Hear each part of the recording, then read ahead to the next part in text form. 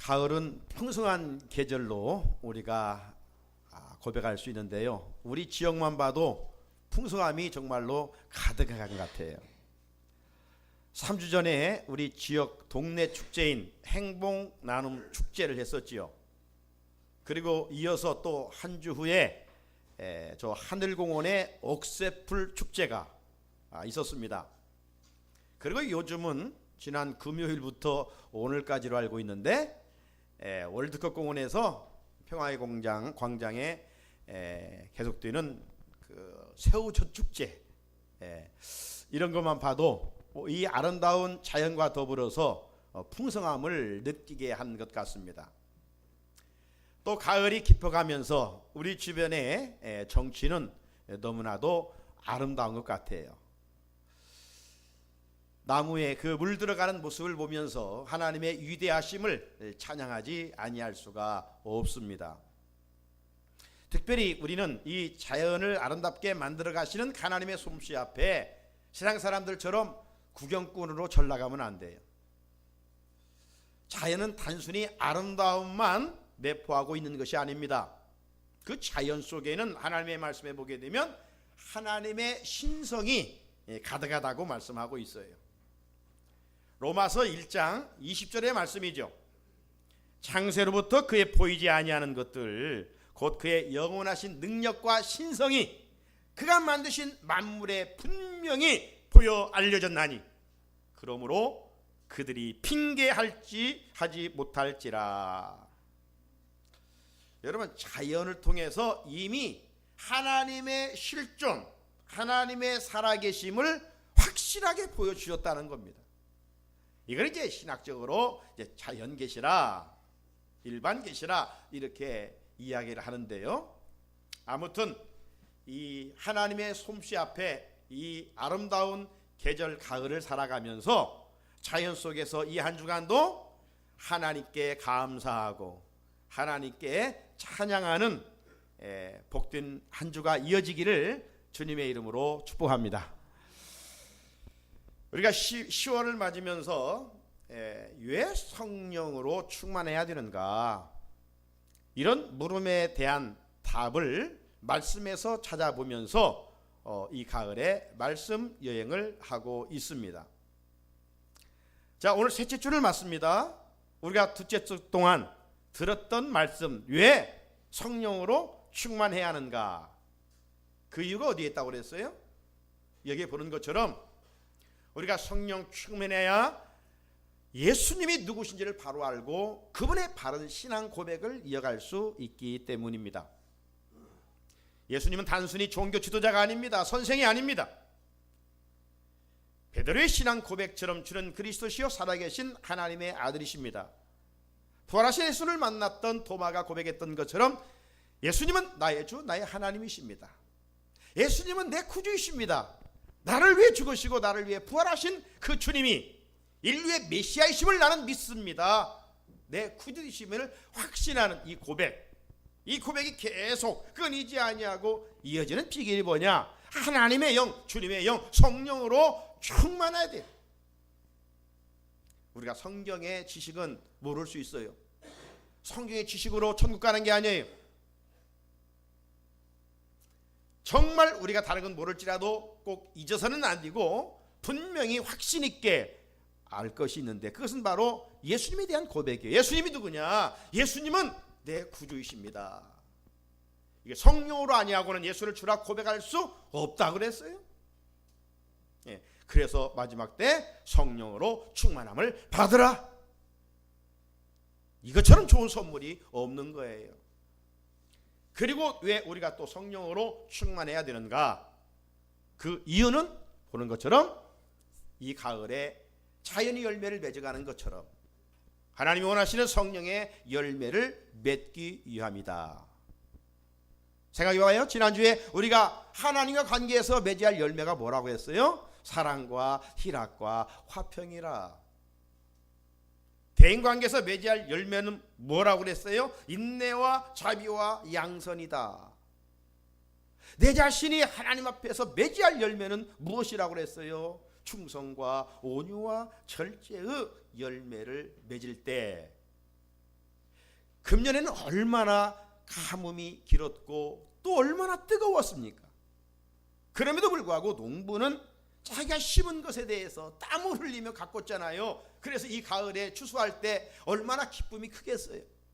열매를 바라볼 때, 열매를 거둘 때, 이런 것처럼 하나님께서 우리에게 바라시는 열매들이 극상품의 열매로 탐스럽게 맺어가는 그 모습이 있을 때 우리를 가꾸신 농부이신 하나님이 크게 기뻐하신다. 그러나 성령 충만하지 아니하면 하나님이 원치 않은 육체의 열매, 타락한 죄의 본성에서 나오는 열매밖에 맺는 것이 없다. 그러므로 마지막 때에 우리가 예수님 닮고 예수님의 영으로 충만하여, 성령 충만하여 주님이 원하시는 이 열매를 맺어갑시다. 이런 말씀들이었어요. 자, 이어지는 오늘 세 번째 말씀 속에서 우리가 왜 성령 충만해야 되는가? 그 이유는 주님의 증인의 사명을 감당하기 위함인 것입니다. 따합시다. 주님의 증인이 되자. 우리가 특세 마지막 날 9월달 10월달 그 10월의 마지막 두 번째 걸쳐서 증인이 되라, 증인이 되라. 금토 말씀을 들었지 않았습니까? 이 주님의 증인의 사명은 내 힘으로 되는 게 아니라 이 말이죠. 성령의 영적 권세가 있어야 가능하기 때문에 주님은 우리에게 마지막 때 성령으로 충만한 사람이 되기를 원하고 계시는 것이죠. 자, 오늘 본문은요, 사도 베드로가 성령이 충만했어요. 그래서 유대인들과 공회 앞에 지금 담대하게 말씀을 전하는 것을 배경으로 하고 있어요. 오늘 말씀은 바로 베드로의 설교입니다. 성령 충만한 베드로의 메시지입니다. 여러분, 지금 베드로가 설교를 전하고 있는 이 대상들은요, 어서 말씀해 주십시오, 저희들이 듣겠나이다, 이런 사람들이 아니에요. 지금 이 설교를 듣고 있는 사람들은 유대인들이고 또 그곳은 공회예요. 유대인들이 누구입니까? 예수님의 제자들을 아주 싫어하는 사람들이에요. 그래서 잡아 투옥했던, 가두었던 이런 사람들이 바로 유대인들입니다. 그런데 그들 앞에 담대하게 예수님을 전하고 있는 거예요. 또 공회는 어떤 곳입니까? 아주 그곳에 있는 사람들은 특별히 예수님을 싫어하는 사람들입니다. 당시 종교 지도자들이 있는 곳입니다. 그들은 종교의 지도자들로서 권력, 권세가 있던 사람들이에요. 그래서 베드로 같은 인물 한 사람쯤이야 얼마든지 처단할 수 있는 힘을 가지고 있었던 사람입니다.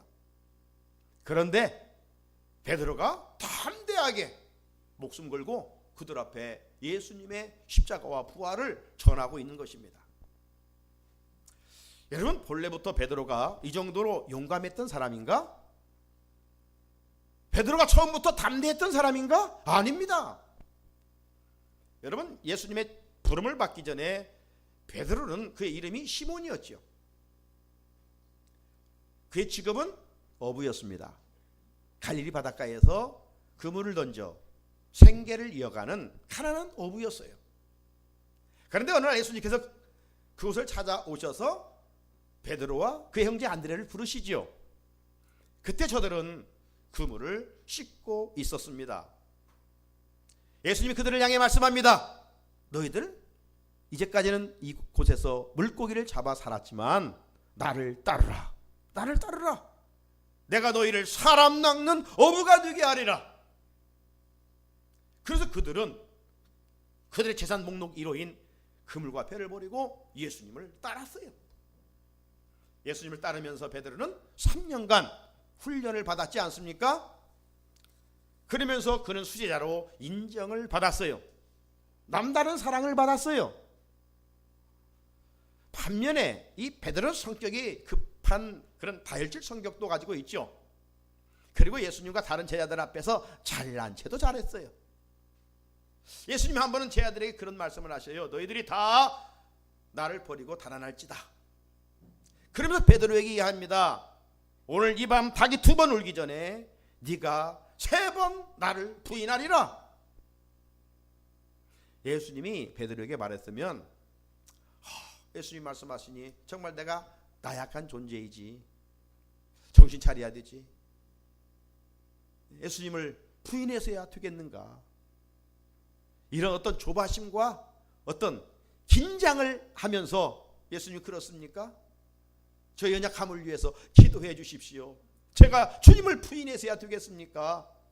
이렇게 받아들이기는커녕 뭐라고 이야기합니까? 31절 이어지는 말씀에 보게 되면 베드로는 이렇게 이야기합니다. 내가 주와 함께 죽을지언정 주를 부인하지 않겠습니다. 어찌 보면 베드로의 솔직한 마음일 수 있어요. 주님의 은혜를 입었는데 스승이 위험에 처하는데 도망간다면 그건 참 제자의 모습이 아니죠. 다른 제자는 다 도망갈지라도 나는 죽는 때까지 함께 가겠습니다. 큰 소리 쳤어요. 하지만 결과는 어떻게 행동하고 말았습니까? 예수님이 빌라도 법정에 잡혀갔었을 때 어느 한 계집종이 와서 너 저 예수와 함께 다녔던 사람이지? 너 지금 무슨 말 하는지 다 모르겠다. 아주 시치미를 떼요. 예수 부른다는 거예요. 네 말투를 보니까 저 나사렛 깡촌 사람 같은데, 분명 저 사람과 같은 당 같은 사람인데, 또 물어보니까 베드로가 맹세하면서 저주하면서 나는 그 사람 모른다, 네가 말하는 소리도 모르겠고 나 그 사람 몰라, 막 저주하면서까지 모른다고 했어요. 결국 예수님이 베드로에게 시험 받으면서 뒤를 돌아보면서 베드로를 바라봅니다. 그때 베드로의 눈과 예수님의 눈에 시선이 마주쳤지요. 너무 부끄러웠던지 베드로는 양심의 가책을 받고 그곳을 도망갑니다. 달아납니다. 달아나서 어디로 갔습니까? 옛날 직업전선인 갈릴리 바닷가에 가서 다시 그물을 던지며 물고기를 잡고 있었습니다. 한번 생각해 보십시오. 예수님 앞에서 그렇게 죽는 데까지 같이 가겠다고 다짐했던 베드로, 그러나 한없이 무너지는 자신의 연약함 속에서, 그 비겁한 모습 속에서 자신을 비춰보며 그물은 바닷가에 던져보지만, 던져서 고기를 끌어내지만 그 마음이 얼마나 허전했겠습니까? 많은 괴로움 속에서 자신의 믿음 없는 행동을 돌아보며 눈물을 흘리며 회개하였을 것입니다. 이처럼 베드로는 연약하기 짝이 없는 존재였습니다. 그런데도 부활하신 예수님은 갈릴리 바닷가를 다시 찾아오셔서 자기를 부인하고 달아났던 베드로를 다시금 만나주시고 위로해 주시고 먹을 것을 공급해 주시고 격려하면서 다시금 사명의 자리에 세우지 않습니까? 사랑하는 성도 여러분, 세상은 만약 이렇게 했다면 어떻게 되겠습니까? 그냥 잘리고 내동댕이 치지 않겠습니까? 인정사정 볼 것 없을 것입니다. 그런데 우리 주님은 비록 우리가 연약하여 때로는 범죄하고 부인하고 배반하고 탈환할지라도 우리 주님은 우리를 멀리하지 않으십니다. 우리가 말씀에 불순종하여 주님을 곁을 떠난다 할지라도 주님은 우리 곁을 떠나지 않으십니다. 오히려 더 가까이 찾아와 주시고 주님의 품에 품어주시면서 위로해 주시고 우리 허물들은 덮어주시고 용서해 주시고 다시 사명자로 회복시켜 주십니다. 왜요? 내가 예수 믿은 게 아니라 예수님께서, 하나님이신 그분께서 창세전에 저와 여러분을 택하여 당신의 자녀 삼아 주셨기 때문입니다. 내가 믿은 게 아니에요. 그분이 나를 택하여 주셨어요. 그렇기 때문에 그분은 결코 인간처럼 변덕이 심하신 분이 아니에요. 우리가 멀리 달아날수록 그분은 더 가까이 오셔서 나와 함께 하시기를 원하시는 참 좋으신 주님인 줄로 믿습니다. 그러기에 우리의 소망이 있는 것 아니겠어요? 만약 그 주님께서 그분의 공의의 잣대로 우리의 행위대로 자를 잰다면 우리가 어떻게 그분 앞에 나갈 수가 있겠습니까? 베드로를 찾아가셔 동일하게 은혜를 베푸셨던 그 주님, 이제는 우리가 요나에 대한 말씀을 우리가 들었을 때 역시 그 요나에게도 다시 찾아와서 사명을 주잖아요. 하나님은 이들을 다시금 존귀하게 사용하셨습니다. 자, 그렇다면 허풍쟁이였던 이 베드로, 나약하기 짝이 없던 이 베드로가 언제 어떤 계기로 이렇게 담대한 사람이 됐는가? 표로 말하면 쭉저기 같은 인생이 어떻게 알고 같은 인생이 됐는가? 과일나무로 말하면 잎사귀만 부성했고 열매가 없었는데 어떻게 해서 열매 맺는 그리스도인의 제자의 사명을 감당하는 제자가 됐는가?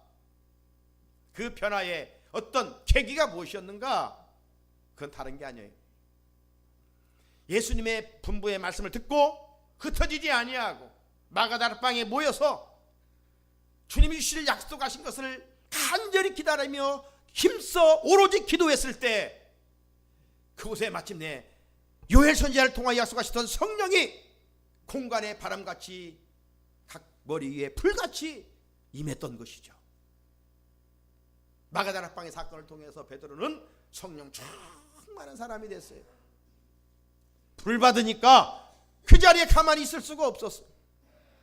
그래서 담대히 나갔어요. 어디로 나가요? 자기를 반대하는 사람, 자기를 잡아 감옥에 가두는 그런 유대인들과 공회 앞에 나가서 예수님이 부활하셨다, 너희들이 영적으로 무지하여 그 예수를 십자가에 못 박아 죽였는데 하나님께서 그분을 다시 살리셨다, 우리가 그 일의 증인이다 하면서 담대하게 복음을 전하고 있는 것입니다.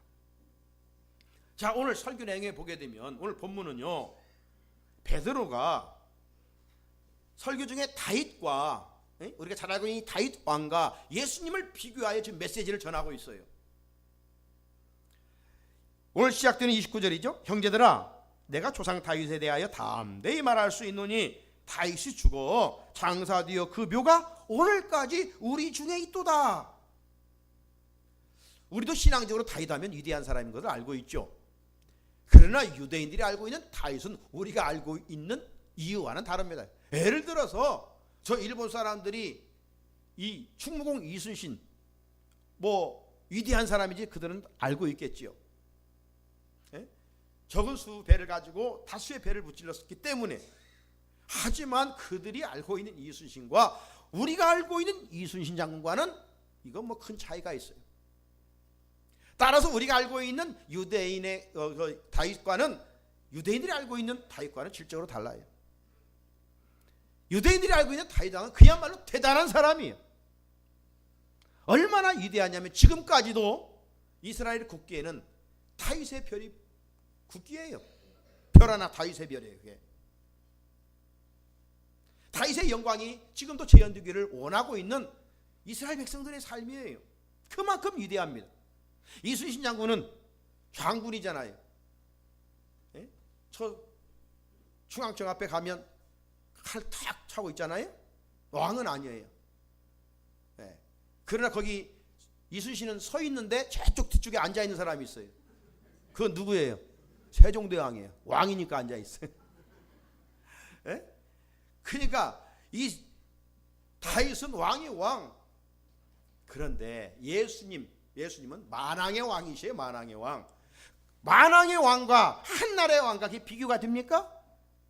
그러나 그런 위치적인 존재가 아니라 다윗은 죽어서 오늘까지 그 묘가 여기에 있다는 겁니다. 묘가. 여러분 성지순례 우리 지난번 갔을 때 이게 지금 예루살렘의 한 건물에 있는 이 다윗의 묘입니다. 다윗의 가묘예요. 네. 사진도 찍지 못하게 할 정도로 엄하게 군인들이 지키고 있습니다. 2000년 전 당시 유대인들은 메시아이신 예수님을 영접하지 않았어요. 영적으로 무지한 것이죠. 그 이유는 저들이 정치적인 메시아를 원했기 때문입니다. 지금 로마로부터 속국을 받고 있으니까, 지배를 받고 있으니까 예수님의 권세를 보면 분명 가이사 황제 헤롯과 싸워서 이길 수 있는 것 같아요. 그래서 예수님이 정치적 해방을 가져다 줄 줄 알았어요. 그런데 빌라도 앞에서 허무하게 무너지는 모습을 보았던 유대인들이 결국 우리가 기대했던 예수가 아니구나, 그래서 결국 십자가에 못 박으라고 이야기하는 것 아닙니까? 자, 이런 와중에 베드로는 너희들이 존중이 그토록 여겼던 다윗을 통해 하나님이 약속하셨던 메시아가 오셨다, 그분이 바로 예수님이라고 지금 담대하게 전파하고 있는 것입니다.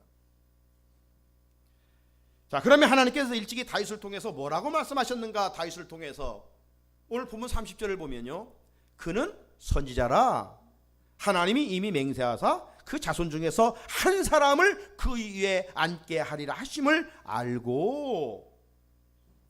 여러분, 베드로는 지금 눈앞에 있는 유대인들과 공의원들을 향해서 다윗을 통해 약속하신 그 한 사람을 강조하고 있어요.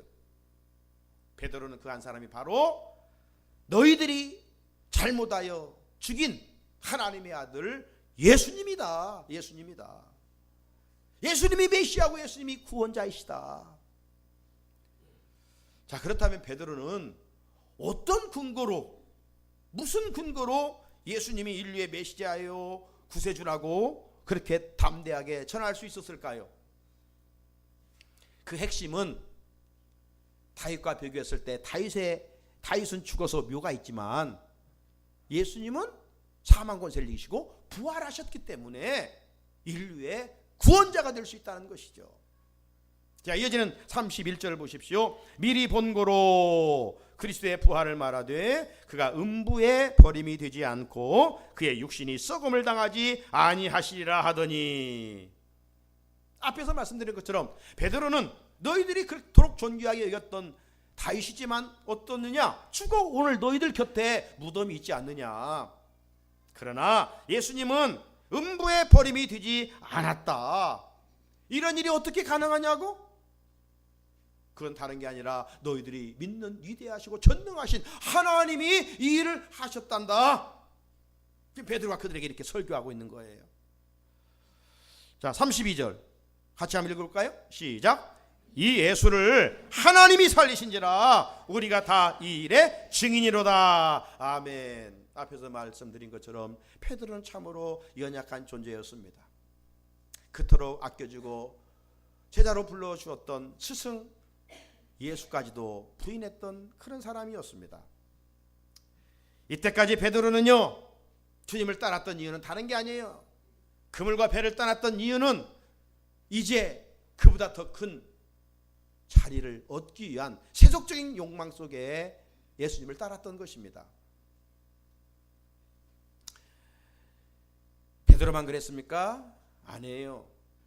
지난주 우리가 마가라고 하는 인물을 수요예배 두 번째 시간 우리 함께 말씀을 나누면서 생각해 봤던 내용들인데요, 어느 날 예수님의 제자 중 야고보와 요한이 있죠. 그 요한 이 둘의 형제의 어머니가 예수님을 찾아왔어요. 그러면서 예수님에게 요구하기를, 예수님, 우리 두 아들 부탁합니다. 우리 두 아들 정말 주님의 최측근이 되게 해주십시오. 예수님의 실권자가 되게 해주십시오. 가장 좋은 자리 우리 두 아들 앉혀주십시오. 어찌 보면 어머니의 자식 사랑 아닙니까?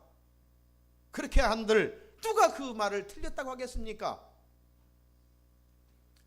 자, 그런데 예수님의 주파수와 다른 것이죠. 예수님 지금 세속적인 왕이 되려고 이 땅에 오신 것이 아니죠.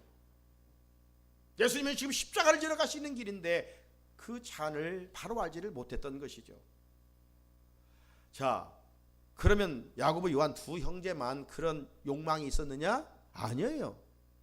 그 말을 듣고 다른 제자들이 어떻게 반응했습니까? 마가복음 10장 41절을 보면 10 제자가 듣고 12명 중에 야고보 요한의 어머니가 그렇게 두 아들 높은 자리에 알려달라고 하니까 나머지 10 제자가 듣고 어떻게 반응해요? 막 야고보 요한에 대해서 화를 냈어요. 막 분을 냈어요. 무슨 소리냐? 베드로는 아마 내가 수제자인데 내가 제일 높은 영광의 자리에 앉아야지 무슨 소리야? 그리고 또 다른 제자들도 역시 그 자리는 내 자리야, 내 자리. 무슨 소리야? 이렇게 속으로 지금 어떤 욕망이 끓어오르고 있었던 것이죠. 지난날 제 아들의 모습이 오늘 우리의 모습의 자화상은 아닌가 생각을 해보게 됩니다. 예수를 믿는 목적이 나의 어떤 욕망을 이루기 위한 거기에만 머문다면 오늘 우리의 신앙의 주파수는 번지수는 잘못되어 있는 것이죠. 하지만 베드로는 기복신앙에 머물지 않았어요. 베드로는 부활하신 주님을 만난 후로는 주님의 증인된 사명을 감당했어요. 사도 바울도 그랬죠. 바울이 이전에 사울이었을 때 그는 예수 믿는 자들을 잡아 감옥에 가뒀던 사람, 핍박했던 사람 아닙니까? 그런데 그가 다메섹 도상에서 부활하신 예수를 만난 뒤로 그의 가치관은 완전 달라졌어요. 180도 달라졌어요. 핍박하던 자리에서 핍박을 받는 자리에 서게 됩니다. 그리고 그는 부활하신 예수를 만나고 견딜 수 없어 가는 곳곳마다 부활하신 그 예수를 전했습니다. 고난을 받지만 그 고난 앞에 예수가 주이신 것을 중단할 수가 없었던 것이지요. 무엇이 베드로와 사울로 하여금 그렇게 담대하게 부활하신 예수님을 전할 수 있게 해주셨습니까? 그 공통부문은 오직 하나, 바울과 베드로에게 성령이 충만하였기 때문입니다. 성령으로 충만하였기 때문에 그 영적 권세를 가지고 담대하게 목숨 걸고 예수 그리스도를 전할 수 있었던 것입니다. 자, 오늘 본문에서 베드로는 그 사실을 분명히 밝힙니다. 33절에 하나님이 오른손으로 예수를 높이시매 그가 약속하신 성령을 아버지께 받아서 너희가 보고 듣는 이것을 부어주셨느니라. 부어주셨느니라. 그렇습니다. 하나님의 일은 세상에서 얻어진 권세와 능력으로 되어진 것이 아닙니다. 오직 하나님의 일은 영적 권세로 할 수가 있습니다. 그 영적 권세, 영적 에너지가 바로 성령 충만인 것이죠. 그래서 예수님은 이제 다 사역을 마치시고 부활하셔서 40일간 사생에 계시다가 하늘로 올라가시, 즉 승천하시 직전에 제 아들에게 마지막 남기신 말씀이 뭡니까? 사도행전 1장 8절 중요한 말씀이 있죠. 오직 성령이 너희에게 임하시면 너희가 권능을 받고 예루살렘과 온 유대와 사마리아와 땅끝까지 이르러 내 증인이 되리라 하시니라. 주님의 증인이 사명을 감당하는 영적 에너지는 뭐요? 성령 충만이요. 성령 충만. 성령 충만해야만이 죽음도 두려워하지 않냐고 담대하게 복음을 전할 수가 있어요. 사도들과 초대교회 성도들이 그렇게 목숨 걸고 복음을 전했던 이유도 다른 이유가 아니에요. 성령으로 충만하였기 때문입니다. 성령 충만이 예수님의 증인으로 살게 하는 원동력이라는 사실이에요. 지난 8월 달에 개봉되었던 목격자라고 하는 영화가 있습니다. 실상 저도 이 영화는 아직까지 보지를 않았어요. 그런데 지난 기독 공부에 이 영화를 보고 난 사람이 자기의 찔림을 받은 내용을 기고했던 글이 실려 있어서 말씀을 마침 설교를 준비하는데 이 기사가 눈에 띄어서 한번 소개해 봅니다. 보신 분도 있겠지만 이 글로 이렇게 써놨어요.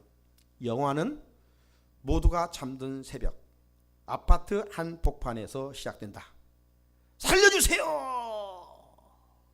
이 마디 비명이 들렸고 대추를 안고 막 이사온 상우는 살인사건을 목격하게 된다. 신고하려던 순간 손가락을 까딱거리며 자신의 아파트 층수를 세는 범인 태우와 눈이 마주치게 되고 상우는 살인자의 다음 탓깃이 된다. 아파트값 떨어지니 조용히 사건을 가자는 아파트 부녀회장과 주민들의 반대와 비협조로 살인사건 수사는 점점 난항으로 빠지게 되었다. 목격자 상우는 집값도 문제이지만 증언했을 때 자신과 가족에게 그 피해가 오지 않을까 하는 두려움에 증언을 미룬다.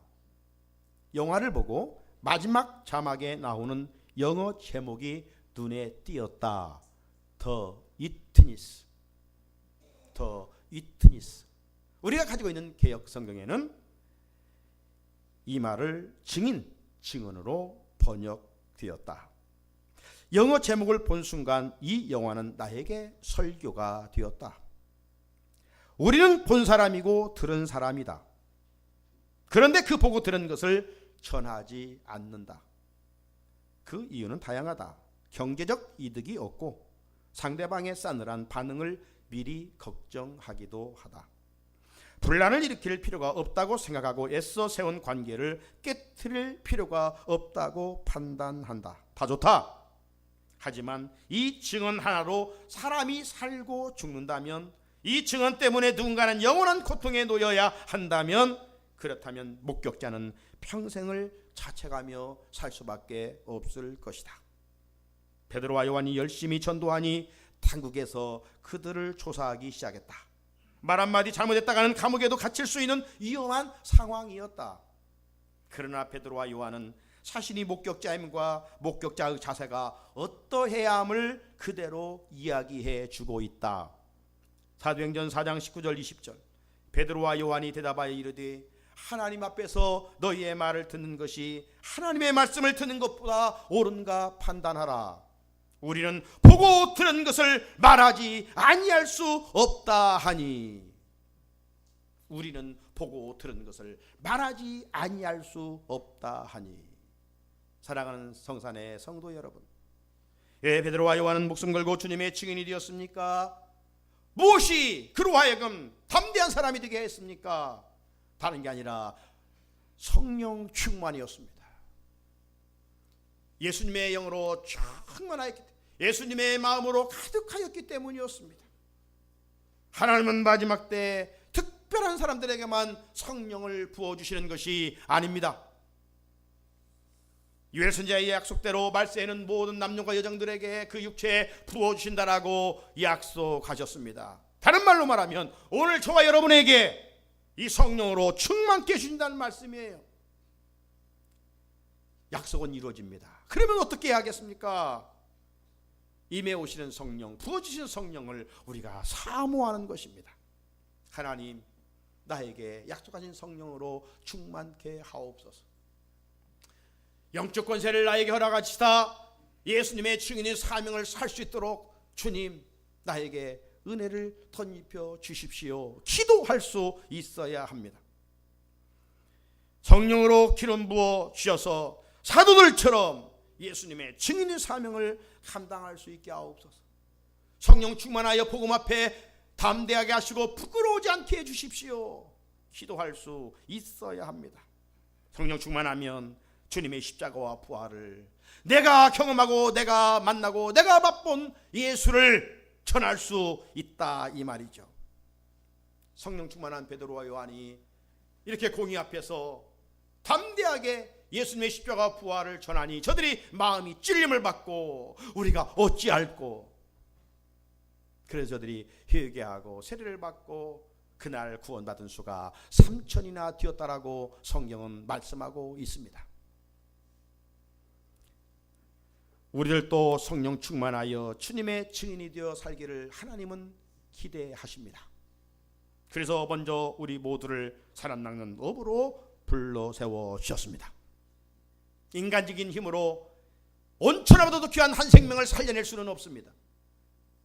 성령으로 충만해야, 주님의 마음을 품어야 우리가 복음의 빚진 자의 마음을 가지고 누가 나에게 복음을 전해줬던 것처럼 나도 그들에게 가서 듣든지 아니 듣든지 전할 수가 있는 것입니다. 하나님은 우리를 하찮은 일을 위하여, 땅에 먹고 살다가 좀 쌓아놓고 사는 일을 위하여, 그 일을 위하여 불러주신 것이 아닙니다. 온천하보다도 귀한 한 생명을 살리는 일에 주님의 동역자로 사용하시기 위하여 우리를 세워주셨고 불러주셨습니다. 성령 충만하여 죽어가는 영혼을 살리는 하나님 나라의 복음의 일꾼들이 되기를 주님의 이름으로 축복합니다. 같이 하나님, 이제까지 우리가 몰랐던 것이 아닙니다.